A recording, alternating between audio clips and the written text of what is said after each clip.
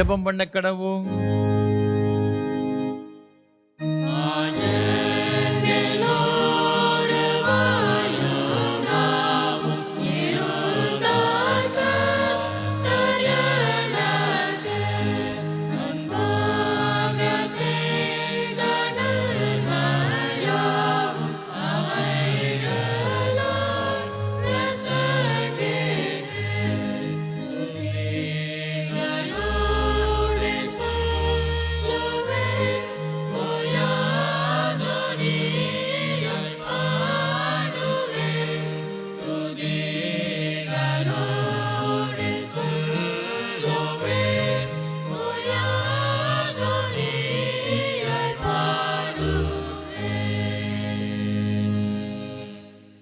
வருஷத்தை உம்முடைய நன்மையினால் முடிசூட்டுகிறீர்.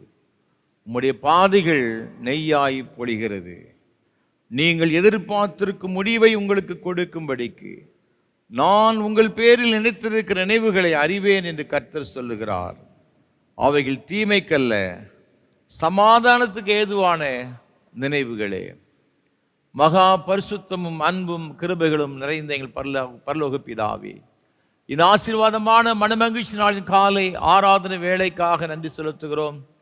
இந்த ஆண்டின் முதல் இந்த பரிசுத்தமான மனமகிழ்ச்சி நாளிலும் கூட உங்களுடைய திருச்சமூகத்திலே நாங்கள் கூடி வரவும் உம்மை ஆராதிக்கவும் தேவன் பாராட்டி எண்ண முடியாத ஈவுகளுக்காய் கிருபைகளுக்காய் ஸ்தோத்திரம். கடந்த ஆண்டு முழுவதும் எங்களை கண்மணி போல பாதுகாத்து இந்த புதிய ஆண்டு பிரவேசிக்க செய்தீரே உமக்கு ஸ்தோத்திரம். வருஷத்தின் துவக்கம் முதல் முடிவு மட்டும் எங்களை விசாரிக்கிற ஆண்டவர், எங்களை பாதுகாக்கிற ஆண்டவர், இந்த ஆண்டு முழுவதும் தொடர்ந்து நீர் எங்களோடு கூட இருந்து எங்களை ஆதரித்து ஆசீர்வதிக்கும்படி ஜெபிக்கிறோம்.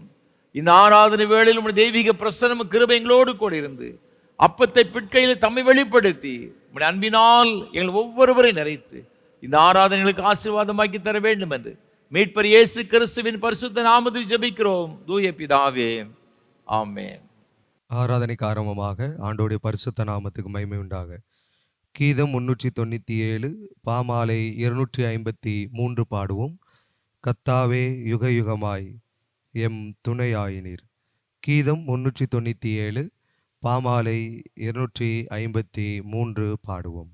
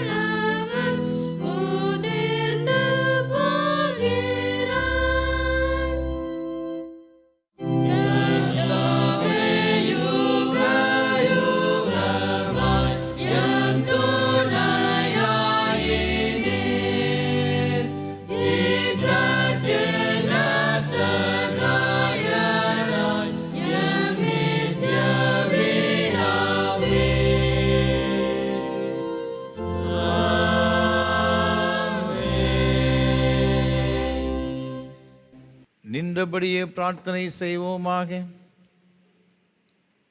எல்லா இருதயங்களையும் எல்லா விருப்பங்களையும் எல்லா ரகசியம் அறிந்திருக்கிற சர்வவல்லமை தேவனே, நாங்கள் தேவனிடத்தில் பரிபூர்ணமாய் அன்பு கூறவும் ஒரு பரிசுத்த நாமத்தை உத்தமமாய் மகிமைப்படுத்தவும் ஒரு பரிசுத்த ஆவியின் ஏவுதலால் எங்கள் இதயத்தின் சிந்தனைகளை சுத்தம் பண்ணீரல எங்கள் கர்த்தராகிய கிறிஸ்து மூலமாய் வேண்டிக் கொள்கிறோம்.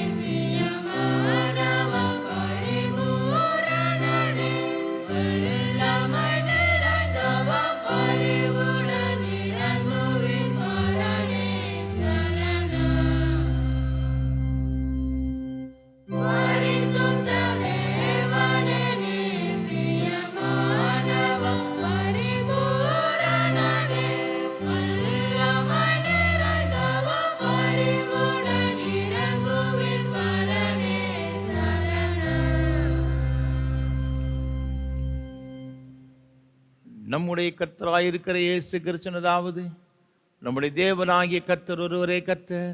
உன் தேவனாகிய கர்த்தரிடத்தில் உன் முழு இதயத்தோடும் முழு ஆத்மாவோடும் உன் முழு மனதோடும் உன் முழு பலத்தோடு அன்பு கூறுவாயாக என்பதை பிரதான கற்பனை. இதற்கு ஒப்பாயிருக்கிற இரண்டாம் கற்பனை என்னவென்றால், உன்னிடத்தில் அன்பு கூறுவது போல் பிறனிடத்தில் அன்பு கூறு என்பதே. இவைகளின் பெரிய கற்பனை இரண்டும் இல்லை. இவ்விரண்டு கற்பனைகள் நியாயபரமான முழுமையும் தீர்க்க தரிசனங்களும் அடங்கி இருக்கிறது என்பதே.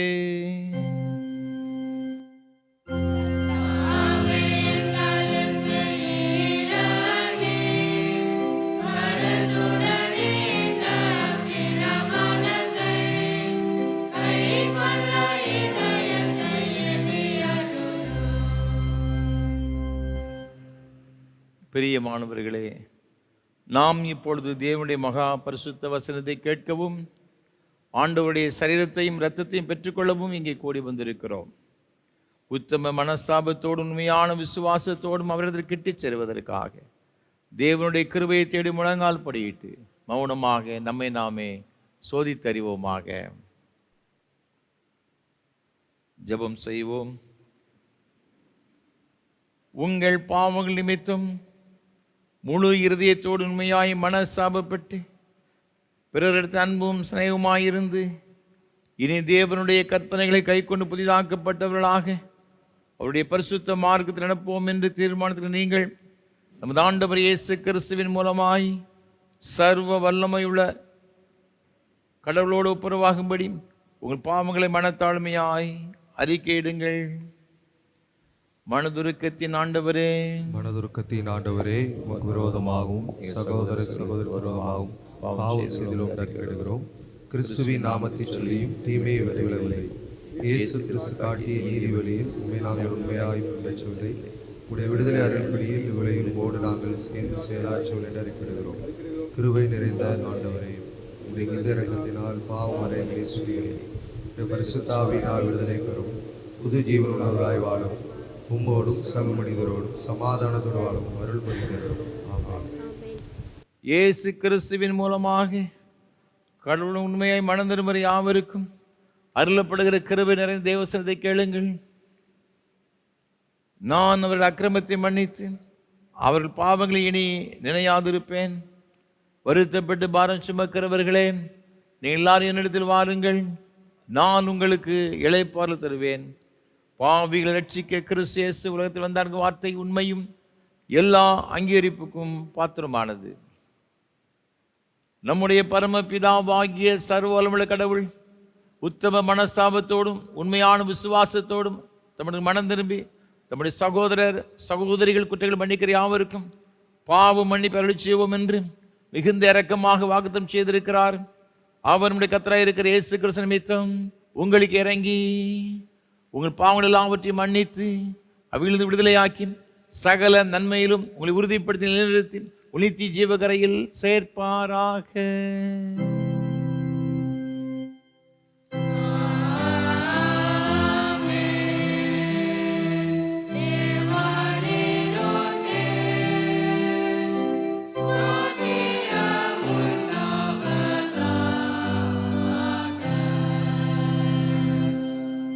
கர்த்தர் உங்களோடு இருப்பாராக.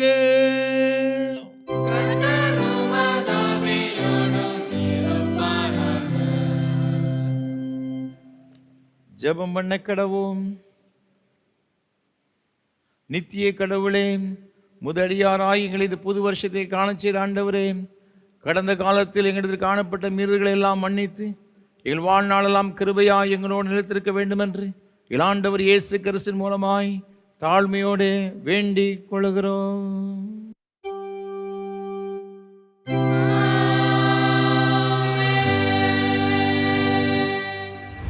நிருப வாக்கியத்துக்கு பதிலாக கொடுக்கப்பட்டுள்ள வேத பாட பகுதி ஏசாயா தீர்க்கதரிசியின் புஸ்தகம் 30ஆம் அதிகாரம் 18ஆம் வசனம் முதல் 26ஆம் வசனம் வரை. ஏசாயா 30ஆம் அதிகாரம் 18வது வசனம் முதல். ஆனாலும் உங்களுக்கு இறங்கும்படி கர்த்தர் காத்திருப்பார், உங்கள் மேல் மனதுருகும்படி எழுந்திருப்பார். கர்த்தர் நீதி செய்கிற தேவன், அவருக்கு காத்திருக்கிற அனைவரும் பாக்கியவான்கள். சீயோனைச் சேர்ந்த ஜனங்கள் எருசலேமில் வாசமாயிருப்பார்கள். இனி நீ அழுது கொண்டிராய். உன் கூப்பிடுதலின் சத்தத்துக்கு அவர் உருக்கமாயிறங்கி அதை கேட்டவுடனே உனக்கு மறு உத்தரவு அருளுவார்.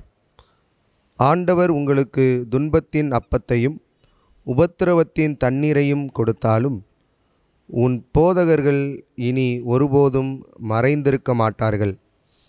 உன் கண்கள் உன் போதகர்களை காணும். நீங்கள் வலதுபுறமாய் சாயும்போதும் இடதுபுறமாய் சாயும்போதும் வழி இதுவே, இதிலே நடவுங்கள் என்று உங்களுக்கு பின்னாலே சொல்லும் வார்த்தையை உங்கள் காதுகள் கேட்கும். உங்கள் சுரூபங்களை மூடிய வெள்ளித்தகட்டையும் உன் விக்கிரகங்களின் பொன் ஆடை ஆபரணத்தையும் தீட்டாக எண்ணி அவைகளை தீட்டுப்பட்ட வஸ்திரம் போல எறிந்து விட்டு அதை சீ போ என்பாய். அப்பொழுது நீ நிலத்தில் விதைக்கும் உன் விதைக்கு அவர் மழையையும் நிலத்தின் பலனாகிய ஆகாரத்தையும் தருவார். அது கொழுமையும் புஷ்டியுமாயிருக்கும். அக்காலத்திலே உன் ஆடு மாடுகள் விஸ்தாரமான மேய்ச்சலுள்ள ஸ்தலத்திலே மேயும். நிலத்தை உழுகிற எருதுகளும் கழுதை மறிகளும் முரத்தினாலும் தூற்றுக்கூடையினாலும் தூற்றப்பட்ட ருசியுள்ள கப்பிகளை தின்னும். கோபுரங்கள் விழுகிற மகா சங்காரத்தின் நாளிலே உயரமான சகல மலைகளின் மேலும் உயரமான சகல மேடுகளின் மேலும் ஆறுகளும் வாய்க்கால்களும் உண்டாகும். கர்த்தர் தமது ஜனத்தின் முறிவை கட்டி அதன் அடிக்காயத்தை குணமாக்கும் நாளிலே சந்திரனுடைய வெளிச்சம் சூரியனுடைய வெளிச்சத்தைப் போலவும் சூரியனுடைய வெளிச்சம் ஏலத்தனையாய் 7 பகலின் வெளிச்சத்தைப் போலவும் இருக்கும் என்பது இது ஆண்டவரின் திருவார்த்தை.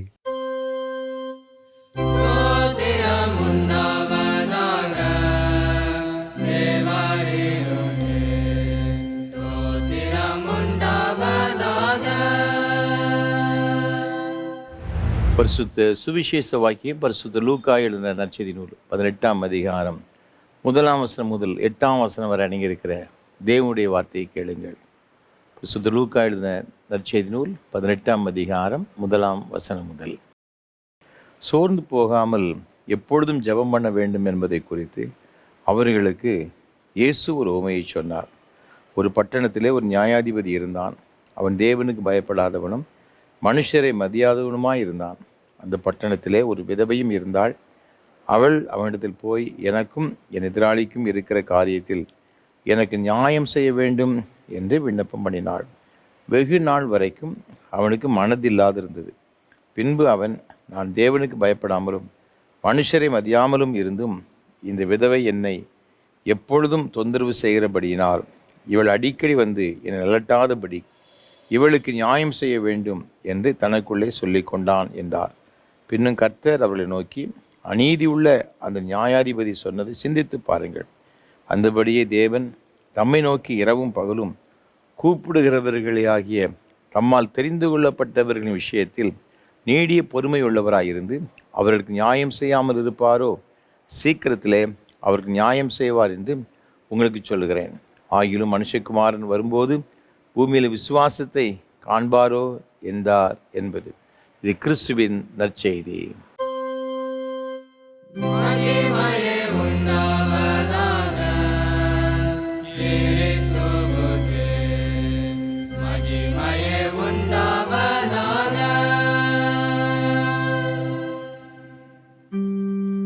வானத்தையும் பூமியையும்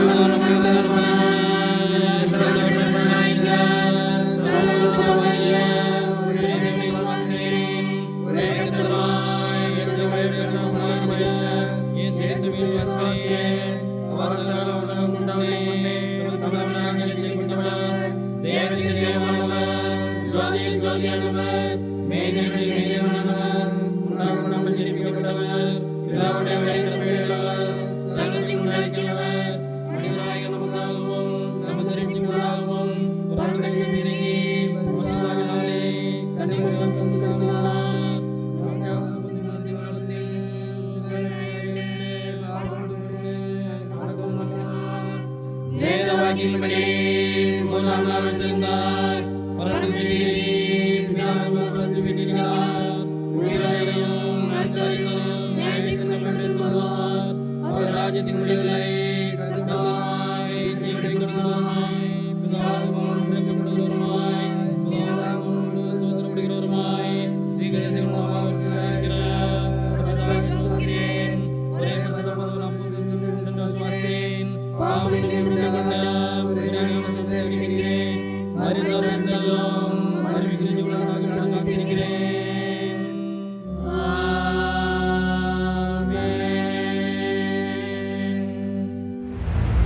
கர்த்தரும் உலக இரட்சகருமான இயேசு கிறிஸ்துவின் ஈடு இணையற்ற நாமத்தினாலே நெல்லை திருமண்டலம் கல்லடைக்குறிச்சி சேச கிறிஸ்து ஆலயத்தின் சார்பாக இந்த ஆராதனை வேளையில் பங்கெடுக்கும்படி வந்திருக்கிற உங்கள் அனைவரையும் அன்போடு கூட வாழ்த்துகிறேன், வரவேற்கிறேன்.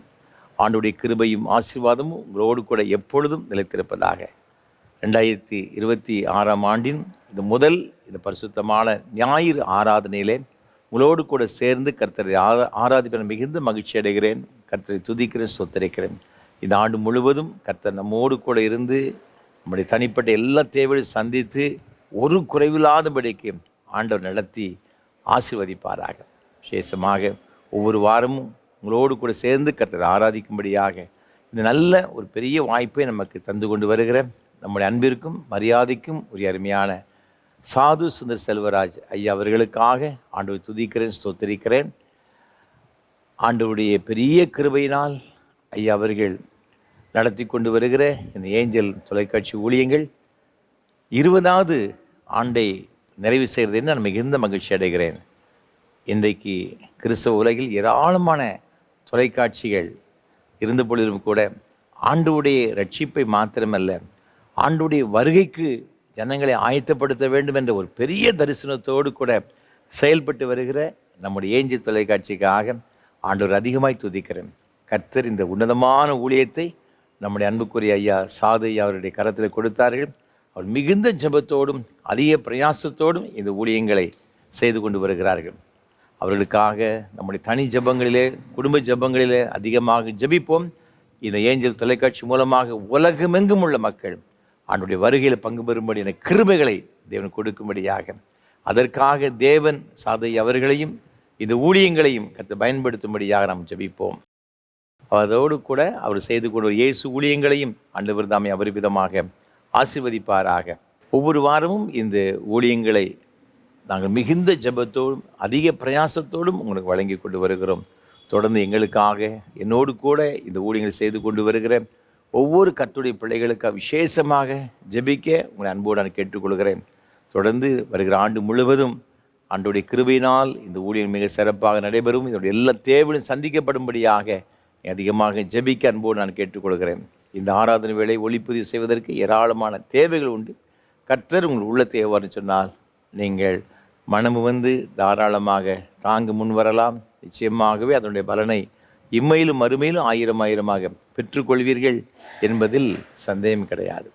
இந்த நாளிலும் இந்த ஆராதனை வேளையை தாங்க முன் வந்திருக்கின்ற சென்னையை சார்ந்த அன்புக்குரிய தகப்பனார் திரு சி தங்கப்பாண்டியன் ஐயா அவர்களுக்காக ஆண்டவரை துதிக்கிறேன், ஸ்தோத்தரிக்கிறேன். நம்முடைய ஊழியங்கள் அதிகமாக நேசிக்கின்றவர்கள், நமக்காக ஜெபிக்கின்ற அருமையான குடும்பத்தினர், அவருடைய அன்புக்குரிய துணைவியார் திருமதி ரோசலின் அம்மா அவர்களுக்காக ஆண்டவரை துதிக்கிறேன். அவருடைய நினைவாக அவருடைய அன்புக்குரிய பிள்ளைகள் திருமதி பியூலா மதி அவர்களுக்காக ஆண்டவரை துதிக்கிறேன். அவருடைய அன்புக்குரிய கணவர் திரு பாலா அவர்களுக்காக ஆண்டவரை துதிக்கிறேன்.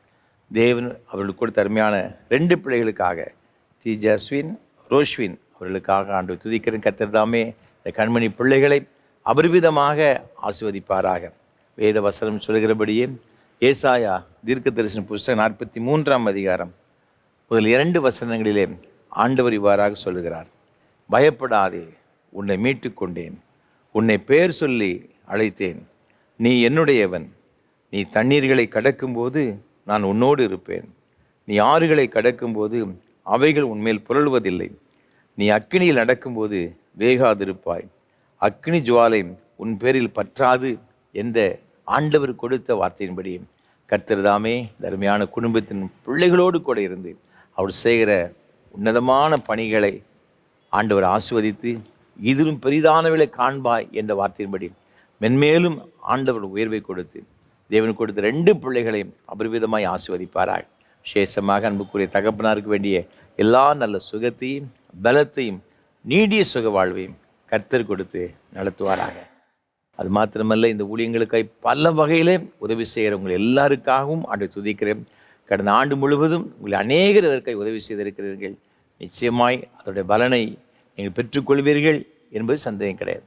தொடர்ந்து இந்த ஆண்டு முழுவதும் இந்த ஊழியங்கள் மிக சிறப்பாக நடைபெறுவதற்காக அதிகமாக ஜெபித்துக் கொள்ளுங்கள். கர்த்தர் அனைவரை ஆசீர்வதிப்பாராக. தேவ கிருபை நம் அனைவரோடு கூட இருப்பதாக. God bless you. Thank you.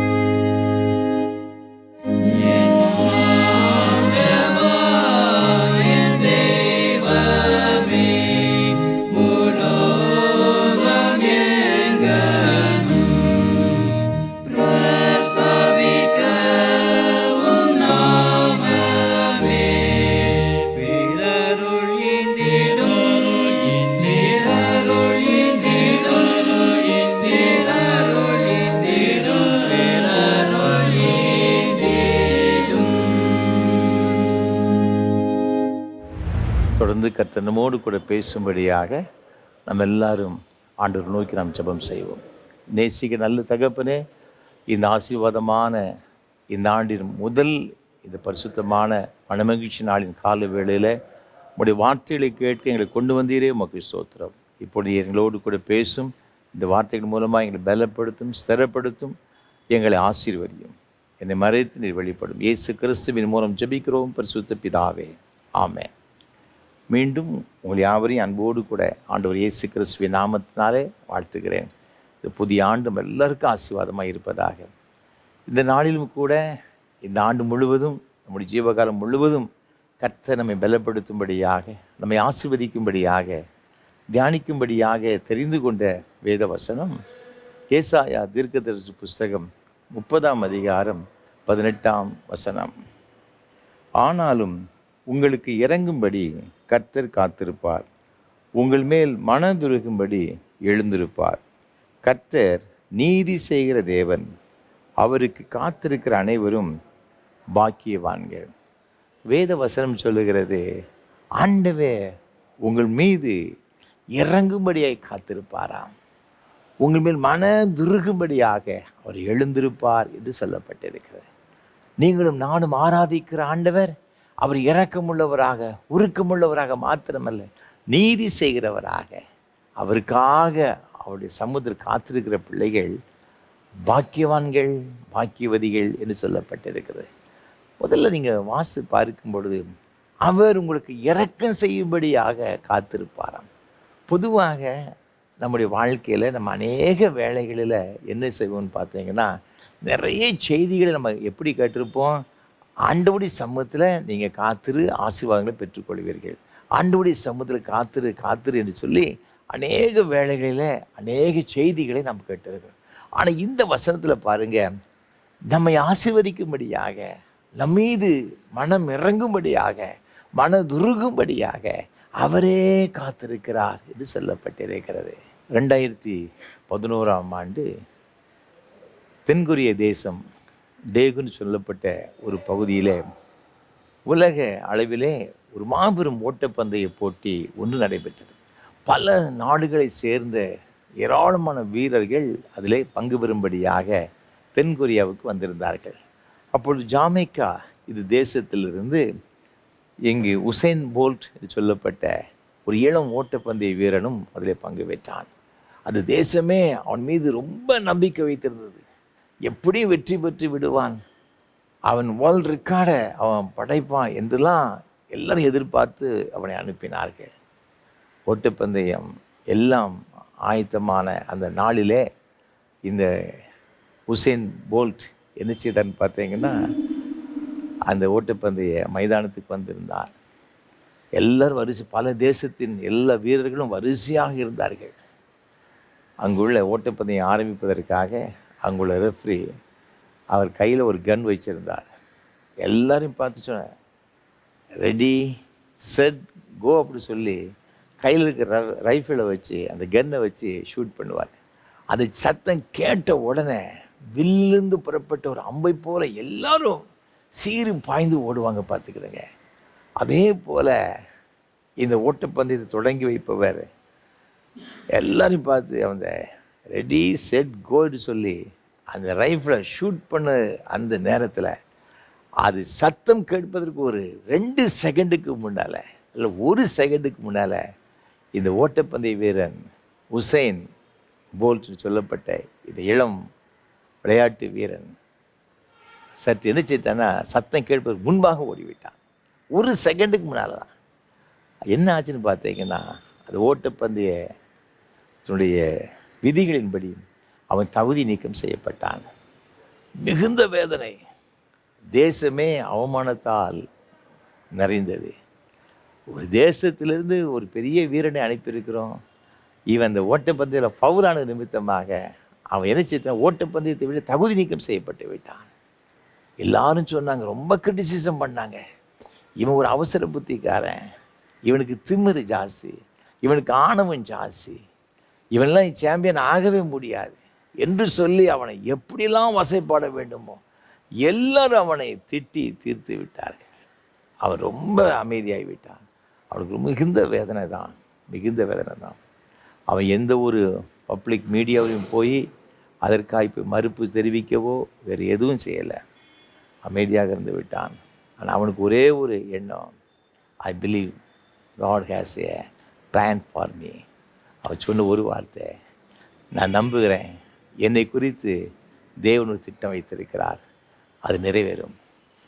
அது தேசத்தினுடைய அதிபர் அவனுக்காக ஒரு சான்ஸ் கொடுத்தாரு.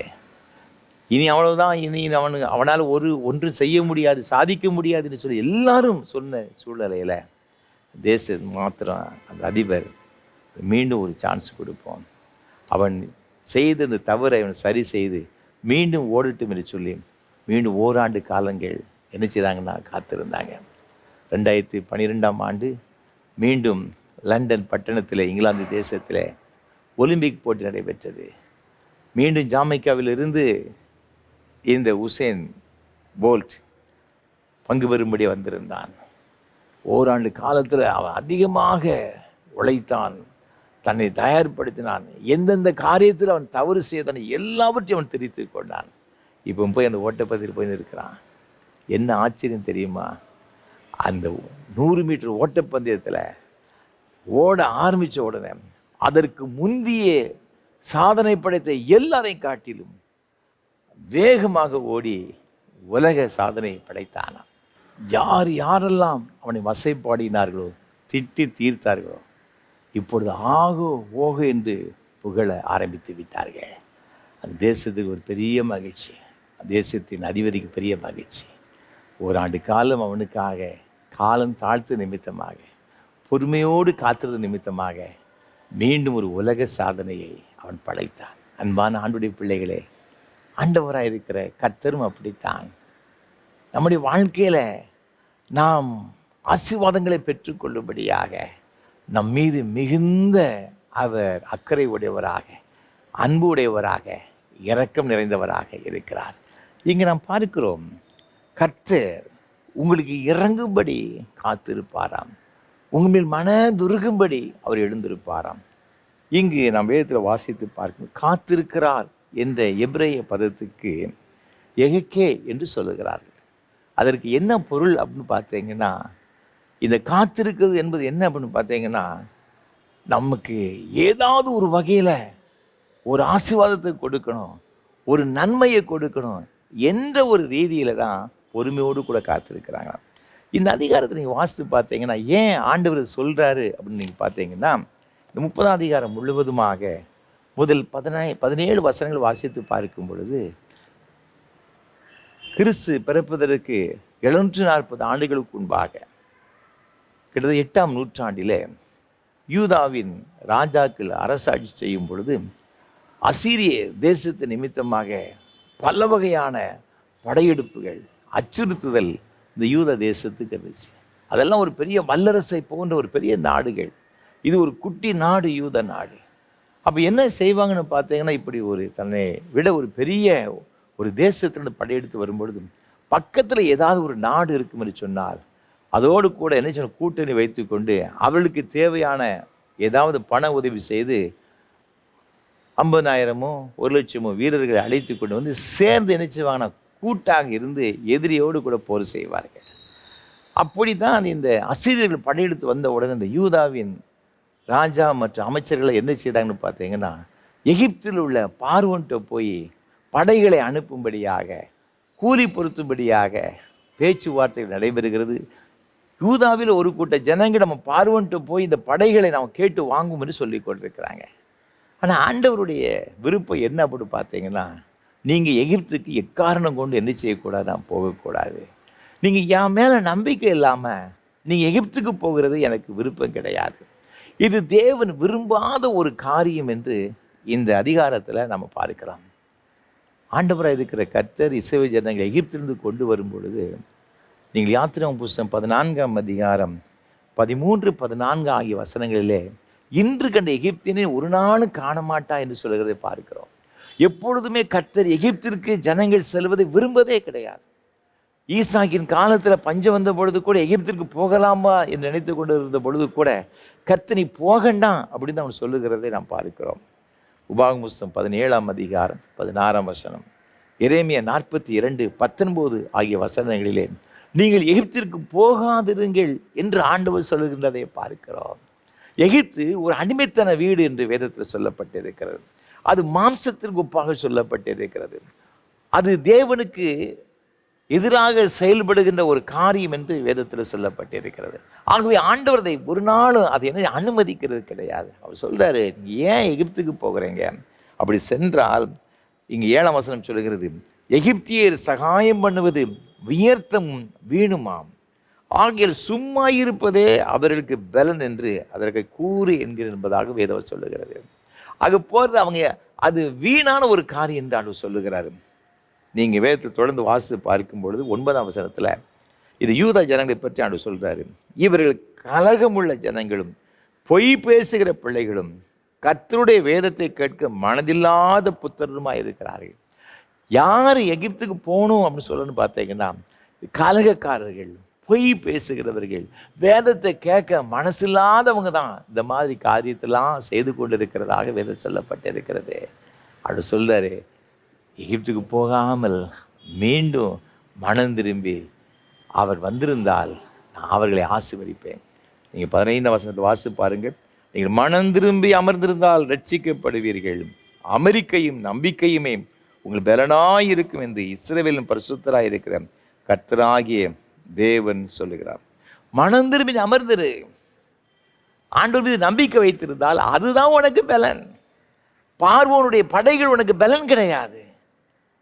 நீ மனம் திரும்பி அங்கு செல்லாமல் என் வார்த்தையின்படி நடந்து என் மேலே நீங்கள் நம்பிக்கை வச்சிருந்தேன்னா அதுவே உனக்கு போதும்ப்பா. அந்த பலத்தோடைய அசீரியர்களை துரத்தி விடலாம். இதுதான் ஆண்டவர் சொல்றாரு. பொதுவாக இப்படி இந்த ஜனங்கள் ஆண்டவருக்கு பிரியமில்லாத துரோகமான காரியங்களை செய்த பொழுது ஆண்டவர் என்ன செய்திருக்கணும்? அவர்கள் மீது கோபம் கொண்டு அவர்களை அடித்திருக்க வேண்டும், அவர்களுக்கு தண்டனை கொடுத்திருக்கணும். ஆனால் இந்த இடத்துல ஆண்டவர் சொல்றாரு, அவர்களுக்கு இறங்கும்படியாய் நான் காத்திருக்கிறேன். எப்படியாயிலும் என் பிள்ளைங்க மனம் திரும்பி வந்துட மாட்டாங்களா, நான் அவர்களை ஆசீர்வதிக்க வேண்டும் சொல்லி ரொம்ப ஏக்கத்தோடு கூட அவர் இருக்கிறதாக சொல்லப்பட்டிருக்கிறார். அந்த இரக்கம் என்ற அந்த வார்த்தைக்கு எபிரேய பதத்தில் ரஹமீம் என்று சொல்லியிருக்கிறாங்க. அப்படின்னா என்னென்ன, தாயின் கருணை உள்ளம் என்று சொல்லப்பட்டிருக்கு. ஒரு தாயினுடைய உள்ளம் எவ்வளவு தன் பிள்ளைகள் மீது கருணையாய் எவ்வளோ ஒரு அன்பு நிறைந்ததாக இருக்குமா. பிள்ளை ஒரு வேளை சேட்டை பண்ணினாலும் தப்பு பண்ணாலும் கூட அதை தண்டித்து அதை துரத்துன்னு எந்த தாயும் நினைக்க மாட்டேன். அதே போல தான் நம்முடைய பரம தகப்பன் தன் பிள்ளைகள் ஒருவேளை தவறு செய்துட்டா கூட என் பிள்ளை என்கிட்ட வந்துட மாட்டாளா, எப்படியாயிலும் அவளுக்கு நான் இந்த உதவி செய்யணும், அவனுக்கு இந்த உதவி செய்ய வேணும்னு சொல்லி அவளோடு கூட காத்திருப்பாராம். அவள் மீது மனம் திருகும்படி நான் எழுந்திருப்பேன் என்று ஆண்டவர் சொல்லுகிறார், வேதத்தில் சொல்லப்பட்டிருக்கிறது. இளையகுமாரன் எப்படியாயிலும் மீண்டும் எடுத்து வந்துட மாட்டான்னு சொல்லி தகப்பன் எவ்வளவு ஆசையோடு காத்திருந்தான் பார்த்தீங்களா. அதே போல தாங்க அவன் வந்தவொடனே ஒரு கேள்வி கேட்கல, ஓடி போய் கழுத்தை பிடித்து கொண்டு கட்டி கொண்டு முத்தம் செய்தான். அவன் ஒன்றுமே கேட்கல, பாதரட்சியை மாற்றினான், புதிய வஸ்திரத்தை கொடுத்தான், மோதிரத்தை கொடுத்தான், விருந்து கொண்டாடினான். தகப்பனுடைய பாசம், பிள்ளை மீது எவ்வளோ இறக்கம். இந்த ஆண்டிலே பிரவேசித்திருக்க நமக்கு ஆண்டவர் சொல்கிறாரு, ஒருவேளை கடந்த ஆண்டில் எத்தனையோ தவறுகள் செய்திருக்கலாம், உன் வாழ்க்கையில் குறைகள் இருக்கலாம், அதனால் நீ ஆசீர்வாதத்தை இழந்திருக்கலாம். ஆனால் இந்த ஆண்டில் நீ அதையெல்லாம் சரி செய்து எப்போ என்கிட்ட வருவ, நீ என்கிட்ட வரும்பொழுது நான் உன்னை திரளாக எதிர்த்து வந்து ஆசீர்வதிப்பேன், உன் மீது இரக்கம் செய்யும்படியாக நான் எழுந்திருக்க போகிறேன், நீ என்கிட்ட வரமாட்டா என்று சொல்லி காத்திருக்கிறேன் என்பதாக ஆண்டவராய் கர்த்தர் சொல்லுகிறதை பார்க்கிறோம். ஆண்டவர் மனதுருக்கம் நிறைந்தவர். நினைவு பட்டணத்து ஜனங்கள் அவருடைய பாவங்கள் தேவ சமுத்திரம் வந்து எட்டியது. யோனாவை அனுப்பினார் ஆண்டவர். நீங்கள் 3ஆம் அதிகாரத்தில் வாசித்து பார்க்க 4ஆம் வசனத்தில் இன்னும் 40 நாட்கள் இருக்கிறது, நினைவை கவிழ்க்கப்பட்டு போகும். இதுதான் எச்சரிப்பின் செய்தி. எல்லாரும் மனம் திரும்பிட்டாங்க. யோனாவும் எதிர்பார்க்கலை, ஆண்டவர் கூட எதிர்பார்த்தாருன்னு தெரியல. அவர்களுக்கு செய்ய தீங்குக்காய் மனசாபப்பட்டார் என்பதாக வசனம் சொல்லுகிறது. இது நீங்கள் 4ஆம் அதிகாரம் 1ஆம் வசனத்தை வாசித்து பாருங்க. யோனாவுக்கு கடுங்கோபம் வந்துச்சு. சொல்கிறேன், இதுக்கு தாயா நான் வரமாட்டேன் அப்படி சொன்னேன். நீர் மனதுருக்கம் உடையவர், நீர் மிகுந்த இரக்கமுடையவர், எனக்கு நன்றாகவே தெரியும். இவன் எவ்வளோ பெரிய தவறு பண்ணியிருக்கான், எவ்வளோ பெரிய பாவம் பண்ணியிருக்கிறான், அழிக்காமல் விட்டுட்டேறே. அவர் சொல்கிறாரு, வலது கைக்கு இடது கைக்கு வித்தியாசம் தெரிய 120,000 பேர் இருக்காங்களே, நான் எப்படிப்பா அழிப்பேன்? அன்பான ஆண்டவருடைய பிள்ளைகளே, நினைவுப்படுது ஜனங்கள் அவ்வளவு ஒரு கொடூரமானவராக இருந்த பொழுது கூட ஆண்டவர்களுக்கு இறக்க செய்யும்படி காத்திருந்தது போல இன்றைக்கு அவருடைய பிள்ளைகளாக இருக்கிற நம்முடைய வாழ்க்கையிலும் கூட ஒரு எத்தனையோ தவறுகளை செய்திருக்கலாம், நம்முடைய வாழ்க்கையில் குறைகள் இருக்கலாம். அதையெல்லாம் விட்டுட்டு நம்ம ஆண்டவர்கிட்ட வரும்பொழுது அவர் சொல்கிறாரு, நம்முடைய குறைகளை பார்க்கிற ஆண்டவர் கிடையாது, நம்முடைய தவறுகளை பார்த்து தண்டிக்கிற ஆண்டவர் கிடையாது. சொல்கிறாரு, நீ எப்போ என்கிட்ட வருவ மகனே மகளே, நம்மளை ஆசீர்வதிக்கும்படி காத்திருக்கிறது ஆண்டவர் சொல்லுகிறதை பார்க்கிறார். ஆகவே அந்த வசனம் சொல்லுகிறது, உங்களுக்கு இறங்கும்படி அவர் காத்திருக்கிறார், உங்கள் மனதுருகும்படி வழுந்திருக்கிறார். அது மாத்திரமல்ல, 2ஆவதாக என் வேதத்தில் வாசித்து பார்க்கும் பொழுது இது ஆண்டவர் எப்படிப்பட்டவராம், நீதி செய்கிற ஆண்டவர் என்று வேத வசனம் சொல்லுகிறது. நீங்களும் நானும் ஆராதிக்கிற ஆண்டவர் நமக்காக நீதி செய்கிறவர்.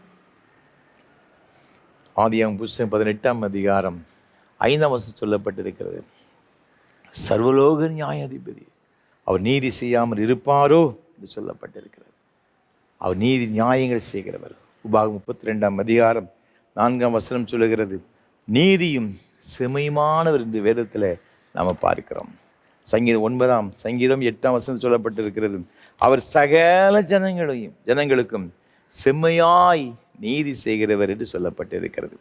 103ஆம் சங்கீதம் 6ஆம் வசனம் சொல்லுகிறது, கர்த்தர் நீதியையும் நியாயத்தையும் செய்கிறார்.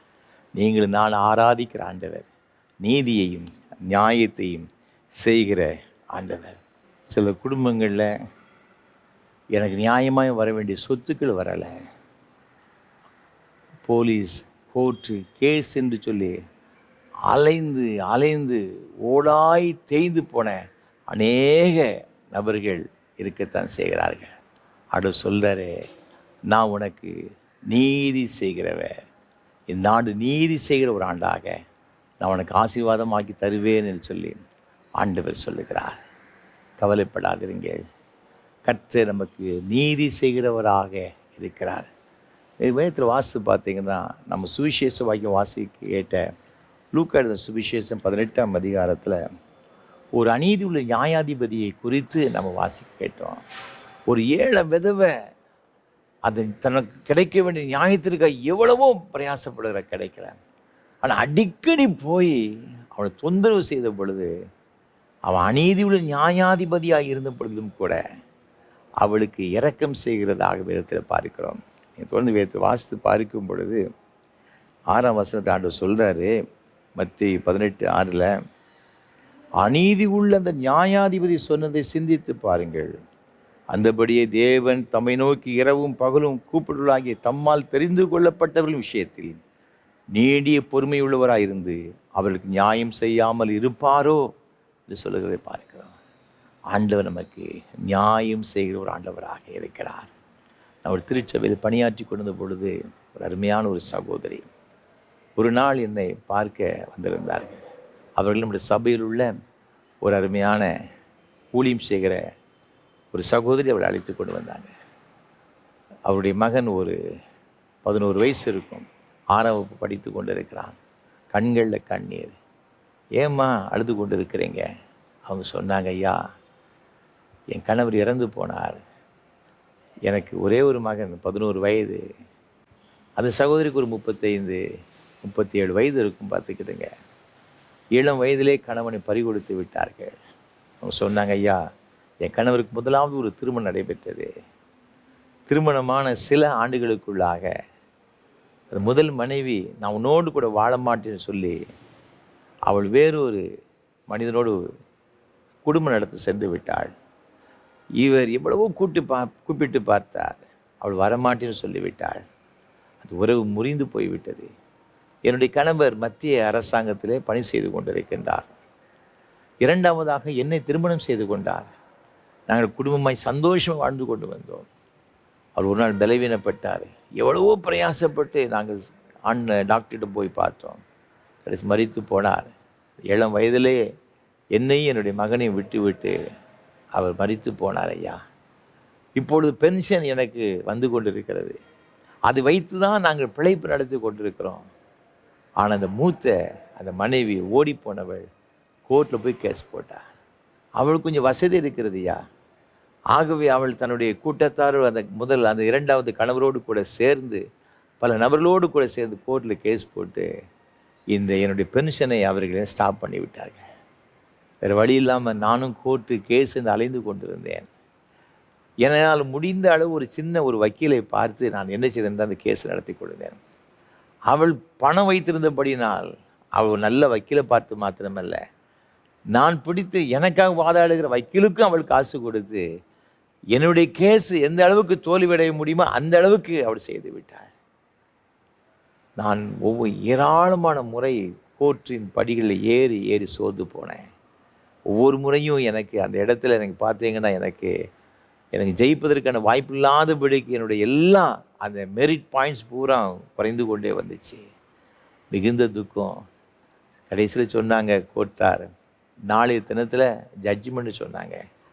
இது சில வருடங்களாக இந்த கோர்ட்டு கேஸ் நடைபெற்று கொண்டிருந்தது. ஐயா, இந்த கோர்ட்டில் நான் தோற்று விட்டேன்னு சொன்னால் இனி வாழ்வதற்கு என்று ஒன்றுமே கிடையாது. நானும் விஷத்தை குடித்து நான் இறந்து போகிறேன், என் வாழ்க்கை முடித்து கொள்ள போகிறேன். இந்த சகோதரியோடு கூட பேசின பொழுது சொன்னாங்க, ஆண்டவர்கிட்ட வந்தால் எல்லாம் சரியாகும் சொன்னாங்க. பல நாட்களாக அவர் எப்போது இயேசுவை பற்றி சொன்னாங்க. நான் இப்போ வந்து எதுக்கு தெரியுமா, நான் ஒருவேளை நாளைக்கு கோர்ட்டு கேஸில் எனக்கு ஜெயிக்காவிட்டால் நான் செத்து போவையா, என் மகன் 11 வயசு ஆகிறது, 6ஆம் வகுப்பு படிக்கிறான், எப்படியாகிலும் அவனை ஏதாவது ஒரு அனாதை விடுதியில் சேர்த்து படிக்க வைத்து விடுங்களேன், அதற்கு தான் வந்தேன் அப்படின்னு சொன்னாங்க. கண்களில் கண்ணீர். நான் சொன்னேன், கவலைப்படாதீங்கம்மா, நாம் ஆராதிக்கிற ஆண்டவர் ஜீவன் உள்ள ஆண்டவர், அவர் உங்களுக்கு உதவி செய்வார். அந்த சகோதரி கிறிஸ்தவர் அல்லாதவர் தான். இவருடைய துக்கங்களை பார்த்து நம்முடைய சபையை சார்ந்த சில சகோதரிகள் அவருக்கு ஆண்டவரை பற்றி சொல்லி சொல்லி சொல்லி கொஞ்சம் கொஞ்சமாக விசுவாசத்தை வளர்த்துருக்கிறாங்க. இப்போ ஒன்றும் முடியவில்லை என்று சொன்ன உடனே மிக சோர்வில் அவர் வாழ்க்கையை முடிக்கும்படியான ஒரு தருணத்துக்கு வந்து விட்டாங்க. ஆனால் அவருடைய மகனுக்கு ஒரு நல்ல ஒரு நம்பிக்கை. அவன் நம்முடைய இந்த சண்டே ஸ்கூலுக்கெல்லாம் அந்த சகோதரரை அழைத்து கொண்டு வருவாங்க. அந்த சின்ன குழந்தைக்கு ஆண்டவர் படித்து அவனுக்கு ஒரு நல்ல ஒரு விசுவாசம். ஜெபம் பண்ணிவிட்டு சென்று விட்டார்கள். மறுநாள் கோர்ட்டுக்கு போனோம்.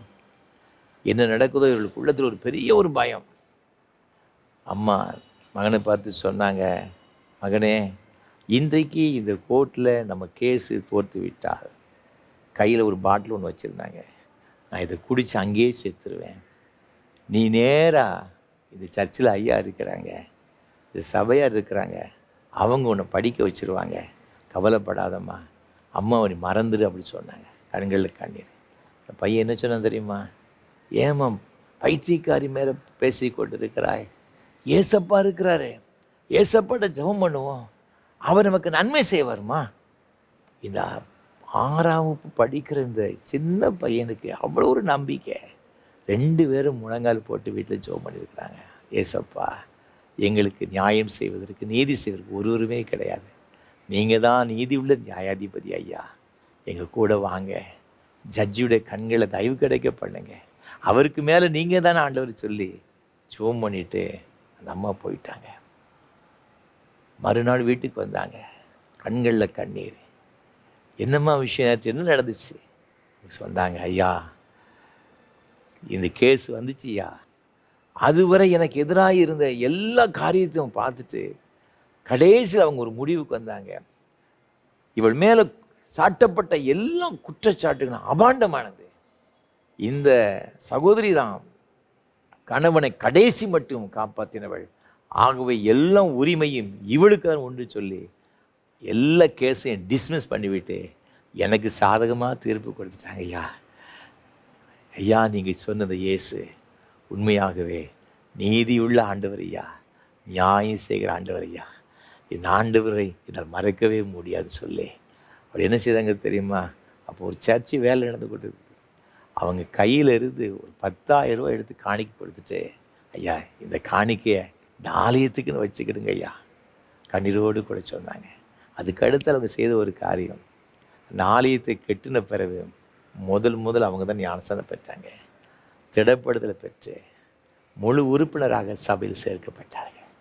அன்பான ஆண்டுடைய பிள்ளைகளே, ஏழைகளுக்கும் திக்கற்றவர்களுக்கும் அனாதைகளுக்கும் நியாயம் செய்கிற ஆண்டவர், நீங்களும் நான் ஆராதிக்கிற ஆண்டவர். அவர் சொல்லார், நான் நீதி செய்கிற ஆண்டவர்னு சொல்லி. ஆகவே நீங்கள் மனம் கலங்காதிருங்க. இந்த ஆண்டின் தொடக்கத்தில் வந்திருக்கிறோம், ஆரம்பத்தில் வந்திருக்கிறோம். அவர் சொல்கிறார், நான் உங்கள் மேல் இரக்கமாக இருக்கும்படி உங்களை காத்திருக்கிறது மாத்திரமல்ல, உங்களுக்கு நீதி நியாயங்களை செய்வேன். அது மாத்திரமல்ல, கடைசி அவர் சொல்லுகிறார், அந்த வசனத்தில் என்ன சொல்லப்பட்டிருக்கிறது? ஏசாயா 30:18 அவருக்கு காத்திருக்கிற அனைவரும் பாக்கியவான்கள். யாரெல்லாம் ஆண்டவருக்கு காத்திருக்கிறார்களோ அவர் எல்லாரும் ஆண்டவருடைய சமூகத்தில் பாக்கியவான்களாக, பாக்கியவதிகளாக அவர்கள் இருப்பார்கள் என்பதாக வேதம் சொல்லுகிறது. எனக்கு அன்பான ஆண்டவருடைய பிள்ளைகளே, கர்த்தருக்கு காத்திருக்கிறவர்கள் ஒரு நாளும் வெட்கப்பட்டு போகிறதே கிடையாது.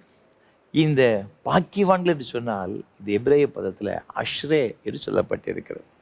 அதற்கு என்ன அர்த்தம்னு பார்த்தீங்கன்னா, தேவன் நமக்குடைய வாழ்க்கையில் உள்ளான வாழ்க்கையில் கொடுக்கக்கூடிய ஒரு பெரிய மகிழ்ச்சி, சந்தோஷம், சமாதானம். அதை யாராலும் எடுத்து போட முடியாதாம். வெளியில் எப்படி இருந்தாலும் கூட பரவாயில்ல, உள்ளத்துக்கு அவ்வளோ பெரிய சந்தோஷத்தையும் சமாதானத்தையும் தந்து நம்மை ஆசீர்வதிப்பாராம். ஆச்சரியப்படக்கூடிய அளவிற்கு நம்முடைய வாழ்க்கையை அமைந்து விடுமா? இவனுக்கா இப்படி, இவளுக்கா இப்படி ஆச்சரியப்படக்கூடிய அளவிற்கு ஆண்டவருடைய ஆசீர்வாதம் இருக்கும். அதுக்கு தான் அந்த எபிரேய அந்த பதத்திலே அஷ்ரே அப்படின்னு சொல்லியிருக்கிறாங்க. யாருக்கு தெரியுமா? அவருக்கு காத்திருக்கிற பிள்ளைகளுக்கு, யாரெல்லாம் ஆண்டவருடைய சமூகத்தில் கற்று நமக்கு நியாயம் செய்யணும், நீதி செய்ய வேண்டும் என்று சொல்லி காத்திருக்கிறார்களோ, அப்படி எல்லாருடைய வாழ்க்கையிலும் ஆண்டவர் நீதி செய்து அவருடைய வாழ்க்கையில் அவருடைய பாக்கியவான்களாக பாக்கியவதிகளை மாற்றி விடுகிறார். என்னென்ன ஆசீர்வாதங்கள்? நீ 19ஆம் வசனத்தை வாசித்து பார்க்கும்போது சொல்லப்பட்டு இருக்குது.